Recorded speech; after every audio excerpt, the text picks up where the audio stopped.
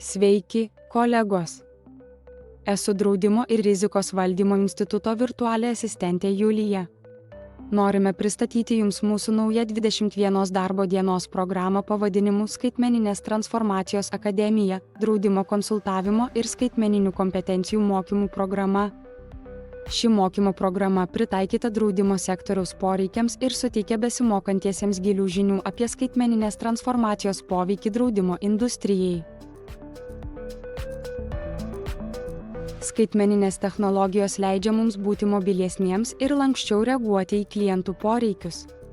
Tad net jei jaučiate, kad esate pažengę šioje srityje, tikėtina, kad vis tiek išgirsite kažką naujo ir naudingo šiose paskaitose.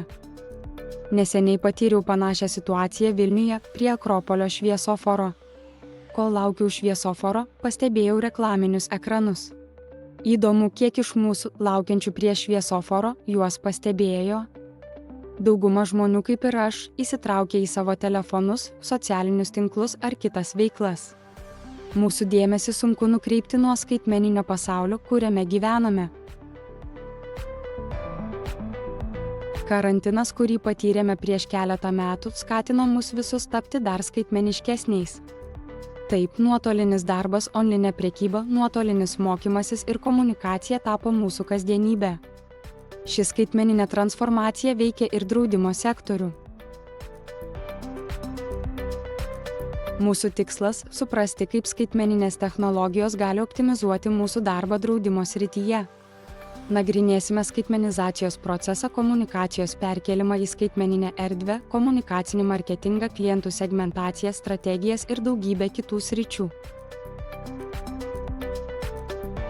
Šios programos dalyviai įgys arba patobulins savo žinias ir įgūdžius apie draudimo teisinę aplinką, pardavimų meną ir klientų aptarnavimą. Jie įgys įžvalgų apie verslo aplinką, įskaitant rinkos tendencijas, konkurenciją ir klientų elgseną. Programa suteikia besimokantiesiems gebėjimų rinkti ir valdyti informaciją apie vartotojus, vertinti finansų rinkos elementus naudojant įvairias finansinės priemones ir nustatyti investavimo galimybes. Galų gale, naudojant skaitmeninius įrankius, ne tik artėjate prie savo potencialių klientų, bet ir tampate labai mobilus. Galite dirbti bet kur – ofise, namuose, autobuse ar kavinėje. Visus reikalingus duomenis ir dokumentus turite savo rankose.